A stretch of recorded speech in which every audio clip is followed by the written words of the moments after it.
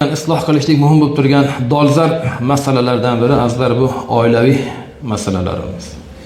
Kelin-kuyov o'rtasida, oilalar o'rtasidagi kelishmovchiliklar, tushunmovchiliklar, ajrimlar. 23 mingdan ziyod oila mana shu 9 oy davomida ajrashdi. 23 mingdan ziyod mana shu yurtimizda. Bittadan farzandi bo'lganda ham 23 ming yetim bolalar yetim bo'ldi. Ikkitadan bo'lsa 46 ming. Qarang. Bularning kelajagi 46 ming bola, 23 ming kamida bitta bola. Kelajagi nima bo'ladi? Bular nima aybi bu?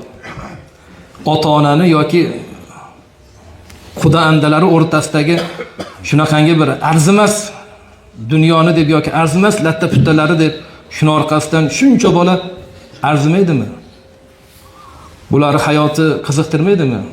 Mana shu narsalarga ko'pincha nima ortiqcha sarf xarajatlar, sepsidirg'a, jihoz, shunaqangi moddiy umri qisqa bo'lgan narsalar sabab bo'layotgani o'ta achinarli hol.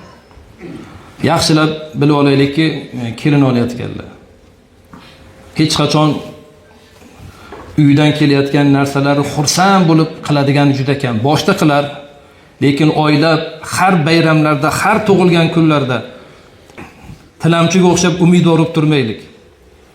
Uniki falon kelib, mendan nima kelibdi? Ming og'rinib, ming qiynalib, xursand bo'lib bermaydi, yaxshi bilib olaylik. Shuning uchun tarbiyalab qizini berganiga xursand bo'laylik. Tayyor siz bilan bizga xizmatchi qilib berayotgan.